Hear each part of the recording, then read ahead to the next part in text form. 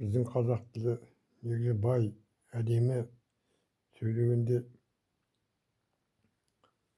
өте мағыналы болып шығатын, терең мазмұнды, тарихы әрден келе жатқан тіл ғой. Енді осы тілімізді сақтап дамыту деген ол халқымызға байланысты. Біздің әдебиетіміз жақсы дамып жататын болса, ол мектептерде оқулықтарымыз жақсы мазмұнды мағыналы болып жазылатын болса, жоғарғы оқу орнындағы студенттеріміз қазақ тілінде жақсы сөйлеп тұратын болса, ғылымымыз, біліміміз, киномыз, баспасөзіміздің бәрі осы қазақ тілінің шұрайлы, бай мүмкіндіктерін толық пайдаланып жататын болса, онда біз қазіргідей шырылдап тіл мәселесін саяси деңгейге дейін көтеріп жүрмеген болар едік. Енді бір өкініштісі, мына қазақ тілін білмейтін, орысша сөйлейтін қазақтар олай дейді: менің әке шешем орысша сөйледі, мен орыс мектебінде оқыдым деген әңгіме айтады. Бірақ сол орыс мектебінде оқып жүрсе де, егер ол жүрегінде бір ана тіліне деген немесе қазаққа деген бір өзінің қазақшылығына деген бір жақсы сезімдері болатын болса, оны үйреніп алар еді. Мысалы, Ауғанстанды көрсетеді, ана Иранды көрсетеді. Ирандағы қазақтарда мысалы басқа ортада жүріп, олар ана тілін ұмытпаған. Олар басқа тілде оқытатын мектепте. Әке шешемізден үйрендік дейді. Қазақ тілін ұмытпаған.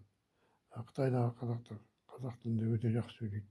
Біздің мына советтік Қазақстан деп айтайық, одан да жақсы сөйлейді. Енді мына Россиядағы қазақтардың көбі ұмытқан.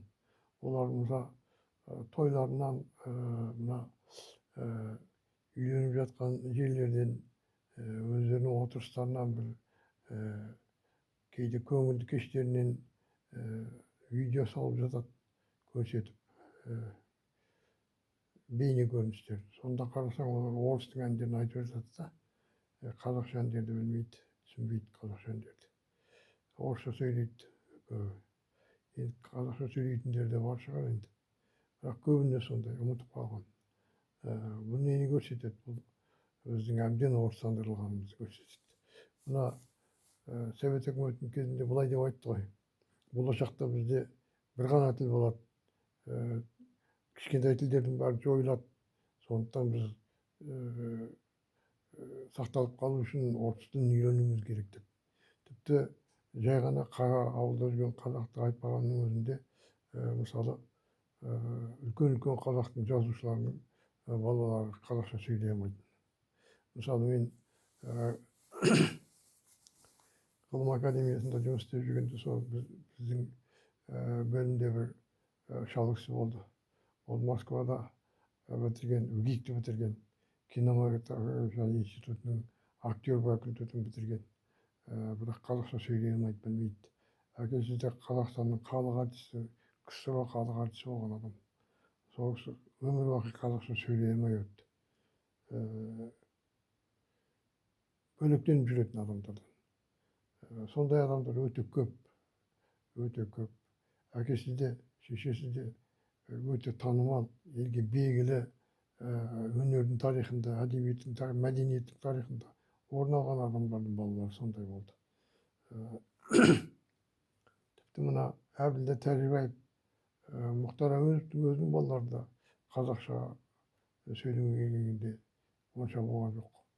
Ернар деген ұлы орысша оқыды, орнитолог болды, бірақ ол орыстан әйел алды. Сол сияқты қазақтың көптеген жазушылары, мысалы, Қозы-Көрпеш Есенберлин деген болды, Ілияс Есенберлиннің баласы. Ол да орыс тілді болды. Сол қатарлы көптеген ақын жазушылардың балалары, алғашқы советтік ақын жазушылар деп айтайықшы. Мына енді бұған қарағанда оған қарағанда бұл өзі тәрбие деген адамның тілі деген бұл өте сақтықпен қарайтын нәрсе. Бұл өте бір тереңдікпен қарайтын нәрсе, нәзіктікпен қарайтын нәрсе.